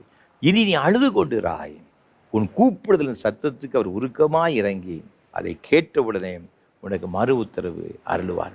எந்தெந்த காரியத்தில் உங்களுக்கு வேதனை வருகிறதோ, துக்கம் வருகிறதோ, அவர் சொல்கிறாரு, நான் உனக்கு என்ன செய்வேன்னா உன் சத்தத்தை கேட்டு உடனே பதில் கொடுப்பேன். எந்தெந்த காரியங்கள் உன் வாழ்க்கையில் அழுகையை கொண்டு வருகிறதோ, அந்த அழுகையை நான் என்ன செய்வேன்னா மாற்றுவேன். நீங்களும் நானும் ஆராதிக்கிற ஆண்டவர் நம்முடைய கண்ணீரை துடைக்கிற ஆண்டவர், நம்முடைய துக்கங்களை மாற்றுகிற ஆண்டவர். இங்கே வேதத்தில் வாசித்து பார்க்கும்போது ஆதியாகமம் 21ஆம் அதிகாரம் 16, 19 ஆகிய வசனங்களிலே ஆகார் பெயர்சபா வனாந்தரத்தில் அலைந்து திரிகிறாள், தண்ணீர் தீர்ந்து போயிற்று, ஓவென்று கதறுகிறாள், சத்தமிட்டு அழுதாள். என் பிள்ளை சாகிறதுனால் பார்க்க முடியாது. அவருடைய கண்ணீரை ஆண்டவர் காத்தார். ஆகாரை ஏன் பயப்படுகிறாய்? அவருடைய கண்களை ஆண்டவர் திறந்தார், நீரூற்றை காண்பித்தார், கர்த்தர் குழந்தையை ஆசீர்வதித்தார். 1 சாமுவேல் புஸ்தகம் 1ஆம் அதிகாரம் 10ஆம் வசனத்தை வாசித்து பார்க்கும் பொழுது அன்னாள் அழுதாள், அவ்வளவு நிந்தனையோடு கூட வேதனையோடு கூட அவள் இருந்தாள். 15ஆம் வசனம் சொல்லப்பட்டிருக்கிறது, தன் இருதயத்தை ஆண்டவருடைய சமூகத்திலே ஊற்றிவிட்டாள், ஆண்டவருடைய கண்ணீரை துடைத்தார். 17ஆம் வசனம் சொல்லப்பட்டிருக்கு, அப்புறம் அவள் துக்கமுகமாக இருக்கவில்லை. 1 சாமுவேல் புஸ்தகம் 30ஆம் அதிகாரம் 4, 5 ஆகிய வசனம் வாசித்து பார்க்கும் பொழுது தாவீதுடைய வாழ்க்கையில் சிக்லாகு பட்டத்தில் இருக்கும் பொழுது அமலேக்கர் எல்லாவற்றையும் கொண்டு சென்று விட்டார்கள். மனைவி, பிள்ளைகள், அவரோடு கூட எல்லாருடைய குடும்பத்தையும் அப்படியே சிறைப்பிடித்து கொண்டு போய் விட்டார்கள். அந்த சிக்லாகு பட்டணமே வெறுமையாக இருக்கிறது. அவனுக்கு என்ன செய்ய வேண்டும் தெரியவில்லை. எல்லாரும் அவனை கல்லறிந்து கொல்ல வேண்டும் என்று நினைத்து கொண்டிருந்தார்கள். யாருமே அவனுக்கு ஆதரவு கிடையாதுங்க. வேதம் சொல்லப்பட்டிருக்கிறது, அவனும் அவனோடு இருந்த ஜனங்களும் தனக்கு பலனில்லாமல் போக மட்டும் அழுதான் என்று சொல்லப்பட்டிருக்கிறது. இனி அழுகிறதுக்கு பலன் கிடையாது, கண்களில் கண்ணீர் கிடையாது. நாம் சில பேர் சொல்லுவோம் தெரியுமா, இனிமே அழுகிறதுக்கு கண்ணில் தண்ணியெல்லாம் கிடையாது ஐயா. அவ்வளவு வேதனை, துக்கம் பாருங்க. ஆண்டவர் 19 வசனத்தை பாருங்க, அவன் இழந்து போன எல்லாவற்றையும் திரும்ப பெற்றுக்கொண்டான். இந்த ஆண்டு உடைய கண்ணீர் துடைக்கப்படுகிற ஒரு ஆண்டு, இழந்து போன எல்லாவற்றையும் பெற்றுக்கொள்கிற ஒரு ஆண்டு. ஆகவே கவலைப்படாதுங்க. லூக்கா எழுதின சுவிசேஷம் 7ஆம் அதிகாரம் 13ஆம் வசனத்தை பாருங்கள். ஏழை தாய் விதவை, அவருடைய மகன் மரித்து போனார், ஓவென்று கதறுகிறாள். அவளை அடக்கிக் கொள்ள முடியும், யாரும் அவளுக்கு ஆதரவு கிடையாது. அழுகிறவளை பார்த்து அவர் சொல்ல, அழாதே என்று சொல்லி பாடையை தொட்டு அந்த வாலிபனை உயிரோடு கூட எழுப்புறதை பார்க்கிறோம். அவள் மீது மனதுருகிறதை பார்க்கிறோம். நீங்கள் நான் ஆராதிக்கிற ஆண்டவர் அப்படிப்பட்ட ஆண்டவர். கவலைப்படாதீங்க. ஆண்டவர் இந்த ஆண்டிலே நம்முடைய கண்ணீரை துடைக்கிறவர், நம்முடைய சத்தத்துக்கு உடனடியாக பதில் கொடுக்கிறவர். அது மாத்திரமல்ல, நீங்கள் 21ஆம் வசனத்தை வாசித்து பார்க்கும் பொழுது, நீங்கள் வலதுபுறமாவது இடதுபுறமாவது சாயும் பொழுது வழி இதுவே என்று சொல்லி இதில் நடவுங்கள் என்று சொல்கிற ஒரு சத்தத்தை நீங்கள் கேட்பீர்கள். அன்பான ஆண்டவருடைய பிள்ளைகளே, நமக்கு சரியான ஒரு வழிகாட்டியாக நான் இருப்பேன் ஆண்டவர் சொல்லுகிறார். நம்ம எப்படி போகணும், என்ன நடக்கணும், நம்முடைய குடும்பத்தில் என்ன செய்யணும், இந்த இடத்துக்கு போகலாமா, இந்த பிஸ்னஸ் ஆரம்பிக்கலாமா, இந்த காரியத்தை செய்யலாமா, என்னுடைய பிள்ளைகளுக்கு இந்த திருமணத்தை இந்த இடத்துல நம்ம ஒழுங்கு செய்யலாமா, பல காரியங்களை நாம் போட்டு நம்ம குழப்பி கொண்டு இருக்கலாம். அவர் சொல்கிறாரு, நான் உனக்கு எல்லாவற்றையும் நேர்த்தியாக செய்வேன். நாம் எப்படி நடக்க வேண்டும் என்று தெரியாமல் திகைத்து கொண்டிருக்கிற வேளையில் அவர் நம்மை சரியான பாதையில் நினைச்சுவாராம், நடத்துவாராம். ஆண்டவர் நமக்கு அப்படிப்பட்ட ஒரு கிருபைகளை கொடுப்பேன் என்று சொல்லியிருக்கார். இந்த வருஷத்தில் நம்முடைய கரங்களை பிடித்து அவர் நடத்தி என்று வாக்கு பண்ணியிருக்கிறார். அது மாத்திரமல்ல, 23ஆம் வசனத்தை வாசித்து பார்க்கும் பொழுது, நீ நிலத்தில் விதைக்கும் விதைக்கு அவர் மழையையும் நிலத்தின் பலனாகிய ஆகாரத்தையும் தருவார், அது கொழுமையும் புஷ்டியுமாயிருக்கும். அக்காலத்திலே நாடு மாடுகள் விஸ்தாரமான மேய்ச்சல் உள்ள ஸ்தலத்திலே மேயும் என்று சொல்லப்பட்டிருக்கிறது. அன்பான ஆண்டவருடைய பிள்ளைகளே, நம்முடைய பிரயாசங்களில் ஒரு பெரிய ஒரு ஆசீர்வாதம். நம்ம என்னென்ன காரியங்களுக்காக நம்ம பிரயாசப்படுகிறோமோ அது ஒரு தொழிலாக இருக்கலாம், நம்முடைய வேலையாக இருக்கலாம், அல்லது வேறு எந்த ஒரு காரியமாக இருந்தாலும் கூட ஆண்டவர் சொல்கிறாரு, நான் உன்னை ஆசீர்வதிப்பேன், நிறைவான பலனை நான் உனக்கு தருவேன். ஏன் தெரியுமா? நீ எனக்கு காத்திருக்கிறாய். ஆண்டவர் நம்முடைய வாழ்க்கையில் கிரியை செய்யும்படியாக, ஆண்டவருடைய வாழ்க்கையில் செயல்படும்படியாக அவருடைய பாதத்தில் அமர்ந்திருக்கும் பொழுது நம்மை பாக்கியவானாய் பாக்கியவதியை மாற்றி விடுகிறார். எப்படி தெரியுமா? நம்முடைய கண்ணீரை துடைக்கிறார். நம்முடைய ஜெபங்களை கேட்டு நாம் எப்படி எங்கே போக வேண்டும் என்று தெரியாத சூழ்நிலையில் நமக்கு சரியான பாதைகளை காண்பித்து நம்முடைய கரங்களை இப்படி நடத்தி செல்வாராம். இஸ்ரவேல் ஜனங்களை எகிப்திலிருந்து புறப்பட்டு கானானுக்கு போகும்பொழுது அந்த பாதை எப்படி இருக்குன்னு தெரியாது. 40 ஆண்டு காலங்கள் பத்திரமாக நடத்தி கொண்டு சென்றது போல ஆண்டவர் இந்த ஆண்டு முழுவதும் மாத்திரமல்ல அன்பானவர்களே, நம்முடைய ஜீவகாலம் முழுவதும் நடத்துவேன் ஆண்டு சொல்லியிருக்கிறார். அது மாத்திரமல்ல, நம்முடைய பிரயாசங்கள், நம்முடைய உழைப்புகள் ஒன்று கூட வீணாகி போகாதபடிக்கு எல்லாவற்றையும் நமக்கு ஆசீர்வாதமாக்கி தருவேன். அவருக்காக காத்திருக்கிற பிள்ளைகள் ஒரு நாள் விற்கப்பட்டு போனதே கிடையாது. ஸ்காட்லாந்து தேசத்தில் இருந்த ஒரு அருமையான ஒரு மிஷினரி ஜான் பேட்டன் 1858ஆம் ஆண்டு நியூ ஹெப்ரிடைஸ் என்ற தீவுக்கு ஊழியத்திற்காக சென்றார். ஆரம்ப காலத்தில் ஏராளமான பிரச்சனைகள், போராட்டங்கள், இழப்புகள், ஒன்றுமே அவரால் புரிந்து கொள்ள முடியவில்லை. தேவ சமுதிரம் கதறினார், ஆண்டவர் எதற்காக கொண்டு வந்தீர்? அந்த தீவில் எல்லா மனிதர்களும் நரமாம்ச பட்சினிகள், மனிதர்களை கொன்று வேட்டையாடி அந்த மாம்சத்தை உண்கிறவர்கள், அப்படிப்பட்ட கொடூரமான ஆதிவாசிகள். ஏன் ஆண்டவர் இங்கே கொண்டு வந்தீங்க? எவ்வளவு இழப்புகள், வேதனைகள், துக்கங்கள் ஆண்டவரை வேதனைப்பட்டு கொண்டிருக்கு. ஒரு பிரயாசம் இல்லையே, ஒருத்தர் கூட மனம் திரும்ப இல்லையே. 4 மாதங்கள் அதிக கஷ்டப்பட்டார். ஒரு நாளுடைய அறையில் இருக்கும் பொழுது அந்த ஆதிவாசிகள் கொலை செய்யும்படியே வந்தார்கள். ஆண்டவர் ஆச்சரியமாக அவளை பாதுகாத்தார். நடந்தது என்ன தெரியுமா? சில காலங்களுக்குள்ளாக ஆண்டவர் செயல்பட ஆரம்பித்தார். எந்த ஒரு இடத்துல ஊழியம் செய்ய முடியாதுன்னு நினைத்தாரோ அதே இடத்துல 40 ஆண்டு காலங்கள் அந்த இடத்துல ஊழியம் செய்தார். நரமாம்சத்தை உட்கொள்கிற அந்த ஜனங்கள் இயேசுவை ஏற்றுக்கொள்ள ஆரம்பித்தார்கள். இன்றைக்கு 82% கிறிஸ்தவர்கள் அந்த தீவுகளில் வசித்து கொண்டிருக்கிறார்கள். எவ்வளவு பெரிய ஒரு ஆச்சரியம்! ஆண்டவரை அறியாமல் மனிதர்களை கொன்று அந்த மாம்சத்தை சாப்பிடுற ஜனங்களுடைய வாழ்க்கையிலே எவ்வளவு பெரிய மாற்றத்தை அவர் கொண்டு வந்தார். அவருக்கு காத்திருக்கிற பிள்ளைகளை ஒரு நாள் வெட்கப்படுத்த மாட்டார். இப்படியெல்லாம் பெரிய பெரிய காரணம் செய்கிற ஆண்டவர் உங்களுடைய வாழ்க்கையில் அவர் செய்ய மாட்டாரா? நிச்சயமாய் செய்வார்.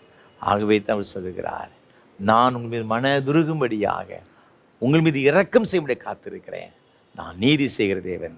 எனக்கு காத்திருக்கிறவர்கள் ஒரு நாள் வெட்கப்பட்டு போவதில்லை, பாக்கியவான்கள் என்று ஆண்டவர் சொல்லுகிறார். நீங்களும் நானும் ஆண்டவருடைய சமூகத்தில் பாக்கியவான்களாக, பாக்கியவதிகள் இருக்கும்படியாக தேவன் விரும்புகிறார்.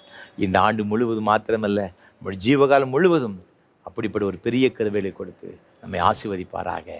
ஆமேன், ஆமேன். அர்ப்பணிப்பின் பாடலாக கீதம் 191, கிறிஸ்தவ கீர்த்தனை 78 பாடுவோம். ஆத்துமமே என் முழு உள்ளமே உன் ஆண்டவரை தொழுதேத்து. கீதம் 191, கிறிஸ்தவ கீர்த்தனை 78 பாடுவோம்.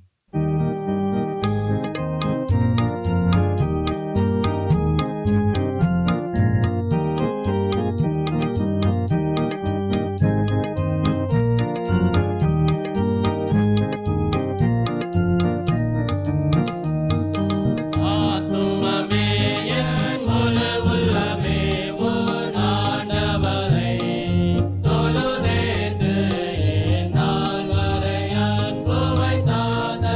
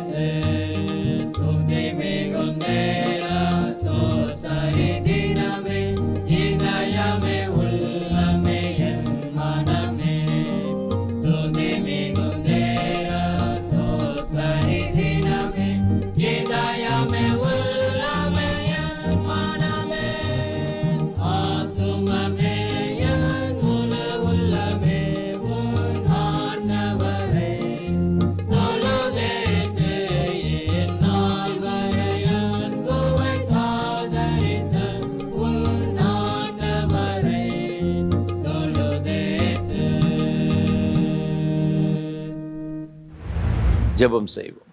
கிருபை நிறைந்த அன்பின் பரலோக பிதாவே, இந்த ஆசீர்வாதமான வேலைக்காக நன்றி செலுத்துகிறோம், ஸ்தோத்திரம் செலுத்துகிறோம். நீர் எங்களுக்கு கொடுத்த நல்ல வாக்கு தத்துவத்திற்காக உமக்கு ஸ்தோத்திரம். எங்கள் மீது இறங்கும்படியாக நீர் காத்திருக்கிறீர்.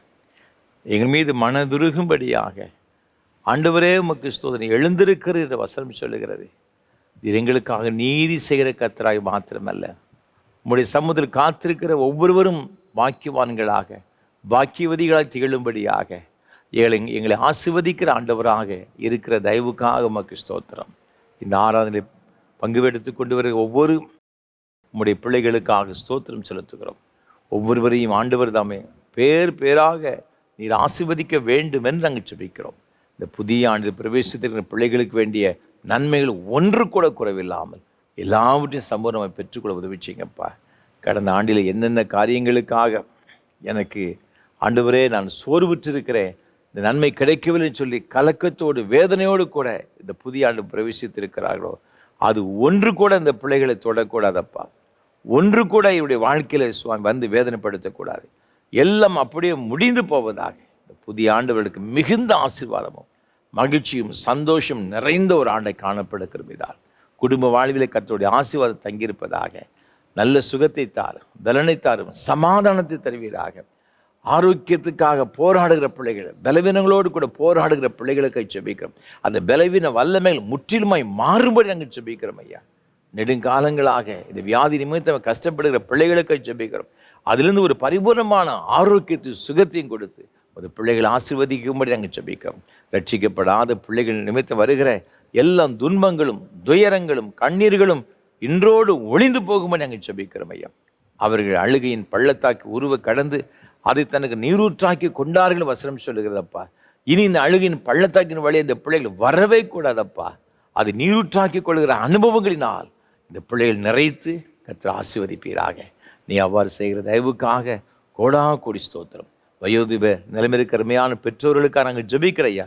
இந்த புதிய வருஷத்திலும் ஆண்டவருடைய ஆசீர்வாதம் அவர்களோடு கொள்ள இருப்பதாக. நல்ல சுகத்தை தாரும், பலனை தாரும், நீடிய சுக வாழ்வை கொடுத்து ஆண்டவரே நீ உன் பிள்ளைகளையும் இஸ்ரவேலுக்கு உண்டாகும் சமாதானத்தையும் காண்பாய் என்ற வார்த்தையின்படி சந்ததியெல்லாம் நமக்கு ஸ்தோத்திரம் செலுத்தும்படியான கிருபைகளை கொடுப்பீராக. ஒருவேளை படுக்கையில் வியாதியோடு கொண்டிருக்கலாம் ஐயா, அந்த எல்லாம் பலவீன கட்டுகளும் இயேசுவின் நாமத்தினால் முற்றிலுமாய் மாறும்படியாக நாங்கள் ஜெபிக்கிற ஐயா. ஆசீர்வதிங்க ஐயா. சின்னஞ்சிறு குழந்தைகளை ஆசீர்வதியும். படித்து கொண்டிருக்கிற பிள்ளைகளுக்கு ஒரு விசேஷத்தின் ஞானத்தை கொடுப்பீராக சுவாமி. வேலைக்கு காத்திருக்கிற அருமையான சகோதர சகோதரிகளுக்கு ஜெபிக்கிறோம். அயல் நாடுகளில் சென்று பணி செய்யும் பிரயாசப்படுகிற பிள்ளைகளுக்காக ஜெபிக்கிறோம். பிள்ளைகளுடைய வாஞ்சைகள் விருப்பங்கள் எல்லாம் பரலோக தேவ நிறைவாய் ஆண்டவரே நீர் கட்டளையிட வேண்டும் நாங்கள் ஜெபிக்கிற ஐயா. அவர்கள் விரும்புகிறதை காட்டிலும் மேன்மையான ஆசீர்வாதங்களை கட்டளையிடுவீராக.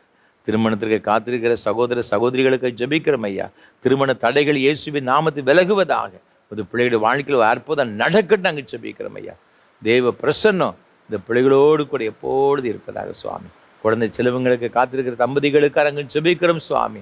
உம்மால் செய்யக்கூடாத அதிசயமான காரியம் ஒன்றுமில்லை. ஆண்டவர் அற்புதம் செய்வீராக, அதிசயம் செய்வீராக சுவாமி. அவர்களுக்கு இந்த ஆண்டிலே இந்த கற்பத்தின் கனியை கொடுத்து அவர்களை சந்தோஷப்படுத்துங்க ஐயா.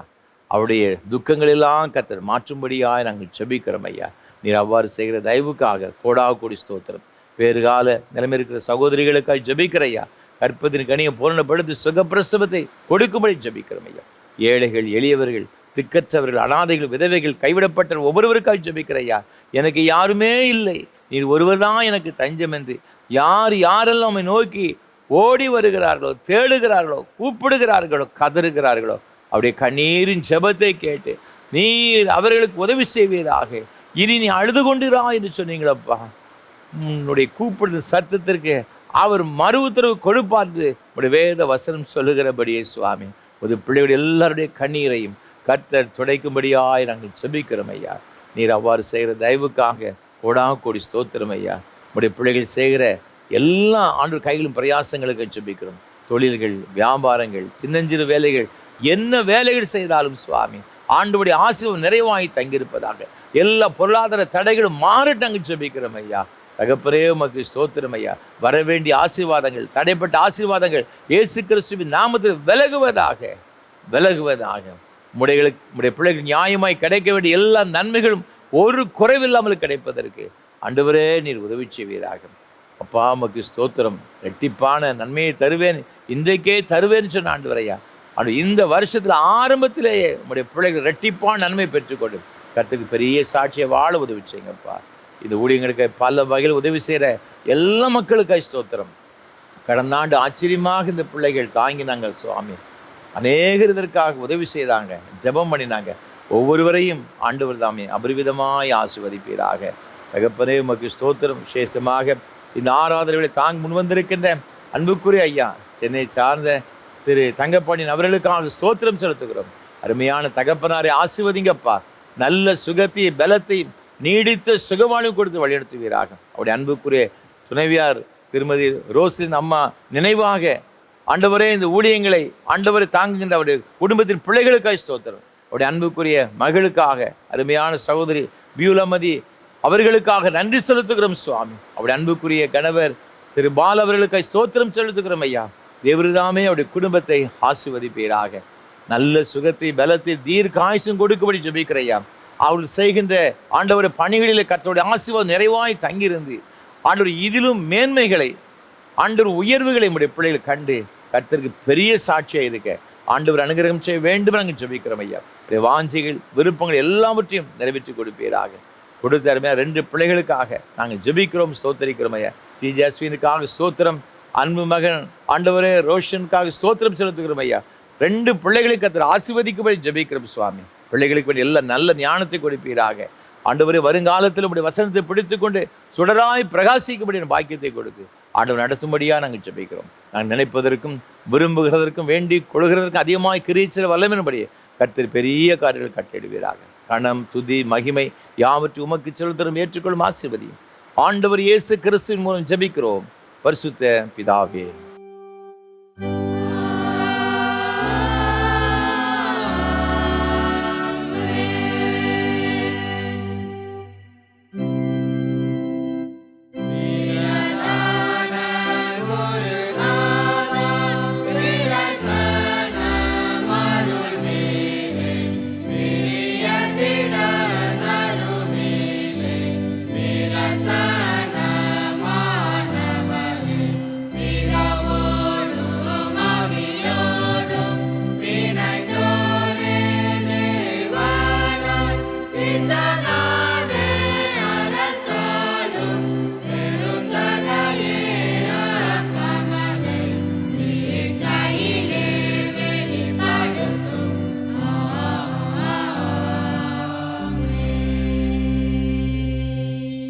கர்த்தர் உங்களோடு இருப்பாராக.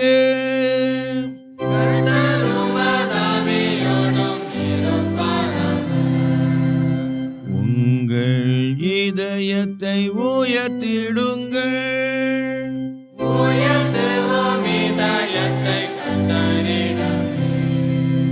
ஸ்தோத்திரம் செலுத்துவோம் தேவனுக்கே.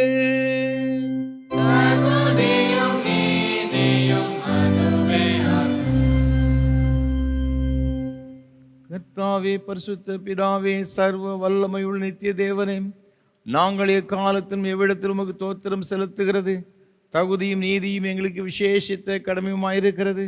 உமது குமாரனும் எங்கள் ஆண்டவருமாகி இயேசு கிறிஸ்துவின் மூலமாக நிர்வாணங்களையும் பூமியையும் அவைகள் எல்லாவரும் சிருஷ்டித்தீர். மனு குலத்தை முது சாயலாக உண்டாக்கினீர். நாங்கள் பாவத்தில் விழுந்தபோது புது சிருஷ்டி முதல்வர்களாக நீர் எங்களை மீட்டு கொண்டே.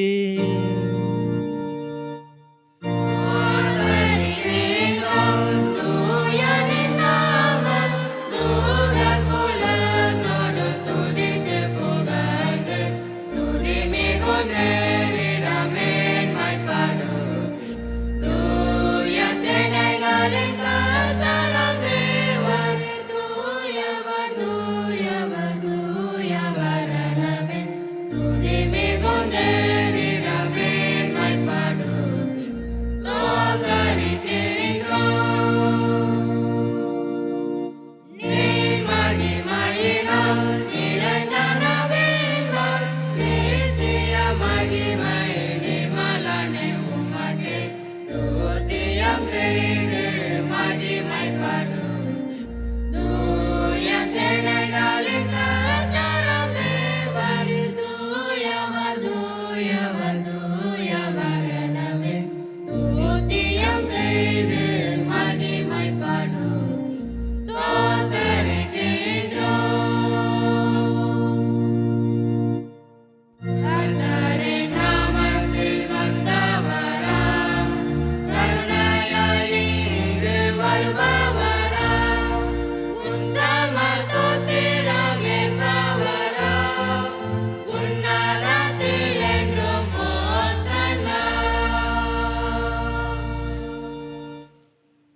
ஆம் பிதாவே, நீர் பரிசுத்த, நீர் ஸ்தோத்தரிக்கப்பட்டவர். தேவரின் மனிதர் உருக்கமாக அன்பு கூர்ந்து முதுவரே பேரான குமாரனாகிய இயேசு கிறிஸ்து எங்கள் தன்மையை தரித்துக் கொள்ளவும் சிலுவையில் மரித்து எங்களை மீட்டுக் கொள்ளவும் ஒரு தந்தரினரே. அவர் சிலுவையில் ஒரே தரம் தம்மை தாமே ஏகபலியாக ஒப்பு கொடுத்து சர்வலோகத்தின் பாவங்களையும் நிவிர்த்தி செய்கிறதற்கு நிறைவும் பூரணம் போதுமான பலியையும் காணிக்கையையும் பரிகாரத்தையும் செலுத்ததும் அல்லாமல் தமது அருமையான மரணத்தை என்றைக்கும் நினைப்பூட்ட ஞாபகத்தை நியமித்து தாம் திரும்ப வரும்பளவும் நாங்கள் அதை அனுசரித்து வரும்படி தமது பரிசுத்த சுவிசேஷத்தில் கட்டளையிட்டிருக்கிறாரே. இயேசு தாம் காட்டி கொடுக்கப்பட்ட ராத்திரியிலே அப்பத்தை எடுத்து ஸ்தோத்திரம் பண்ணி அதை பிட்டு சீசருக்கு கொடுத்து, எல்லாரும் வாங்கி புசியுங்கள், இது உங்களுக்கு கொடுக்கப்படுகிற என்னுடைய சரீரம், என்னை நினைவு கூறும்படி செய்கின்றார். அப்படி ராபோஜன பண்ணின பின் பாத்திரத்தை எடுத்து ஸ்தோத்திரம் பண்ணி அவர்களுக்கு கொடுத்து, நீங்கள் எல்லாரும் இதிலே பானம் பண்ணுங்கள், இது பாவ மன்னிப்புக்கு உங்களுக்காக அநேகருக்கு சிந்தப்படுகிற புது உடன்படிக்கைக்குரிய என்னுடைய இரத்தம். இதை பானம் பண்ணும் பொழுதெல்லாம் என்னை நினைவு கூறும்படி இதை செய்யுங்கள் என்று திருவுளம் பற்றினார்.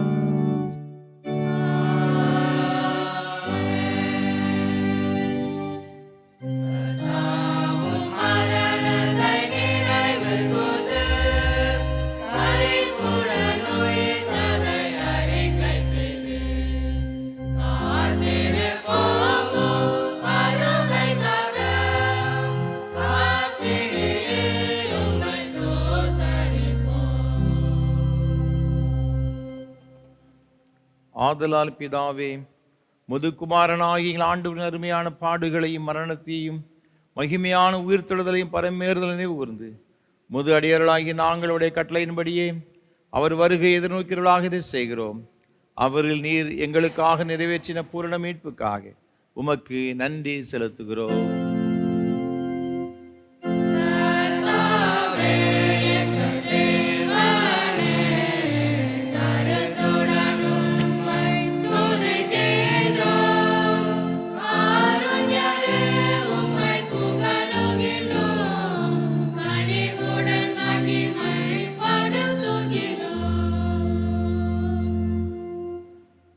இரக்கமுள்ள பிதாவே, நாங்கள் பிற்கிற அப்பம் கிறிஸ்துவுடைய சரீரத்தின் ஐக்கியமாயும் நாங்கள் ஆசீர்வதிக்கிற பாத்திரம் கிறிஸ்துவுடைய இரத்தத்தின் ஐக்கியமாய் இருக்கும்படி எங்களையும் நீரை தந்த இந்த அப்பத்தையும் திராட்சை ரசத்தையும் ஒரு பரிசுத்த ஆவியினால் பரிசுத்தப்படுத்த வேண்டும் என்று மிகுந்த தாழ்மையோடு பிரார்த்திக்கிறோம்.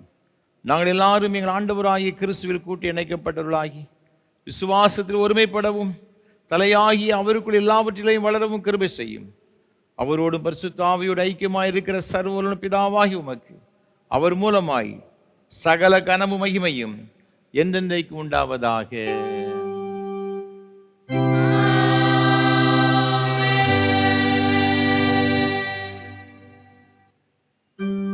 பரமண்டலங்கள் இருக்கிற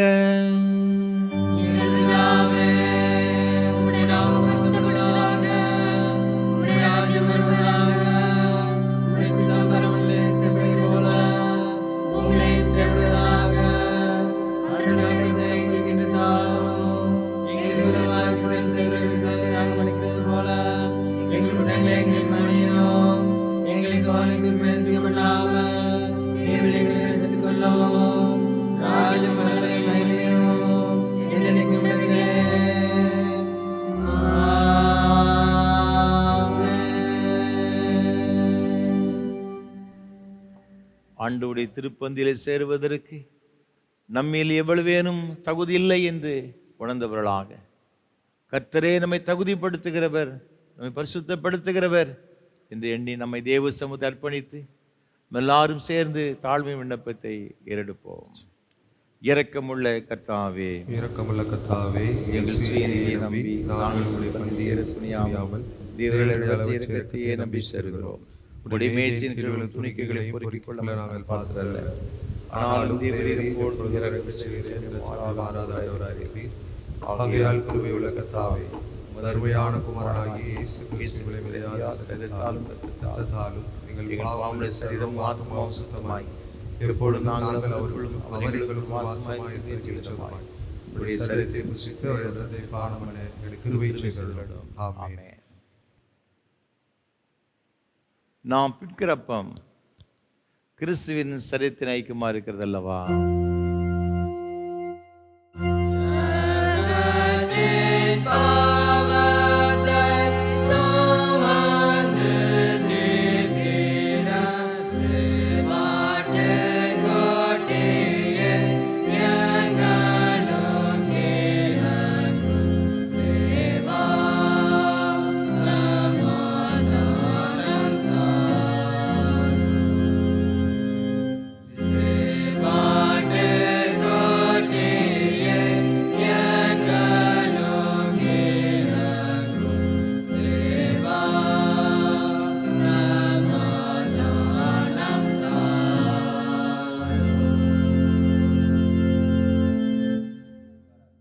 கிறிஸ்துவின் சரீரமும் இரத்தமுமாகி சாக்கிரந்த விசுவாசத்தினை பெற்றுக்கொண்டவர்களாகி நாம் அவருக்கு தோத்திரம் செலுத்துவோமாக.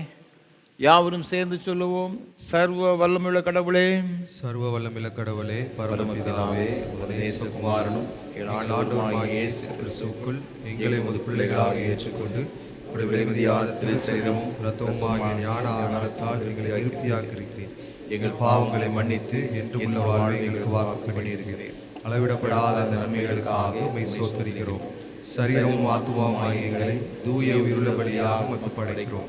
இதுவே நாங்கள் செய்யும் உள்ளார்ந்த வழிபாடு. நாங்கள் இந்த உலகத்தின் போக்கின் வழிவாகாமல் கடவுளின் திருவுளம் எது என தேர்ந்தெடுக்க எங்கள் உள்ளம் புதுப்பிக்கப்பட்டு மாற்றமடைய அருள் புரிவீராக. கடைசியில் நாங்கள் உமது இறைமக்கள் அனைவரோடும் உமது என்றும் உள்ள அரசு மகிழ்ச்சியை பெறத்தக்கதாக இவ்வுலகில் உமக்கு கீழ்ப்படி நடக்க எங்களுக்கு அருள் புரியும். உம்மோடும் தூய ஆவியானவரோடும் ஒரே கடவுளாய் என்றென்றும் வீற்றிருந்த ஆளுகை செய்யும் எங்கள் ஆண்டவர் இயேசு கிறிஸ்து மூலமாய் வேண்டிக் கொள்கிறோம்.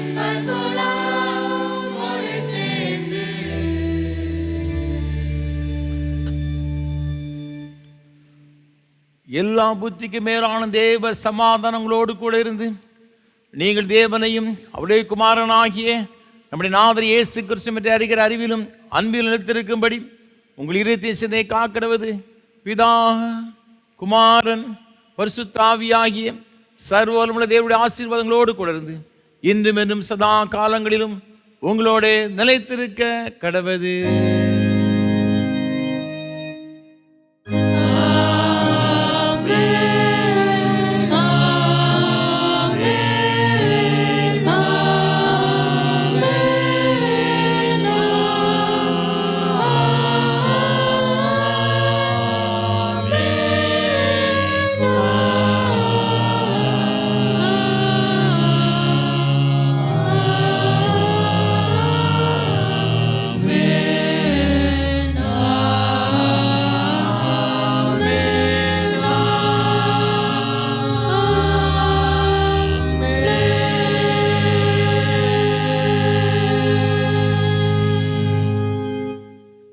நிறைவு கீதமாக கீதம் 40 பாமாலை 261 பாடுவோம். எல்லாருக்கும் மா உன்னதர் கத்தாதி கத்தரே. கீதம் 40 பாமாலை 261 பாடுவோம்.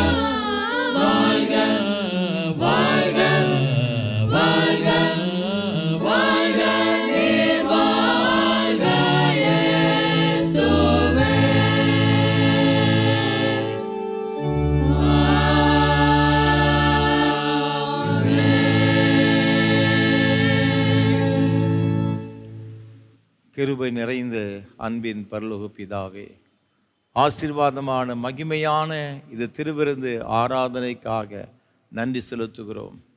இந்த ஆண்டின் துவக்கம் முதல் முடிவு மட்டும் உம்முடைய கண்கள் எங்களோடு கூட இருந்து எங்கள் மேல் வைக்கப்பட்டிருந்து எங்களை பாதுகாத்து வழிநடத்துவேன் என்று எங்களுக்கு வாக்குத்தத்தம் செய்திருக்கிறதே சுவாமி. ஆண்டவரே, நாங்கள் ஒரு காலம் எந்த சூழ்நிலையில் உம்மை விட்டு விலகாதபடிக்கு நாங்கள் முடிவு மட்டும் நிலைத்திருக்கவும் உம்முடைய ஆசீர்வாதங்களை சுதந்திரித்துக் கொண்டு இந்த உலகத்தில் நமக்கு சாட்சிகளை வாழவும் கிருபை தருவீராக. நீரே எங்களுடைய கரங்களை பிடித்து தொடர்ந்து நடத்துவீராக. எங்களை ஆசீர்வதிப்பீராக. நாமத்தை மகிமைப்படுத்தும் ஆண்டவர் இயேசு கிறிஸ்துவின் பரிசுத்த நாமத்தை ஜெபிக்கிறோம் தூய பிதாவே, ஆமென். கர்த்தரோடு இருப்பாராக. தேவ சமாதானத்தோடு சென்று வாருங்கள்.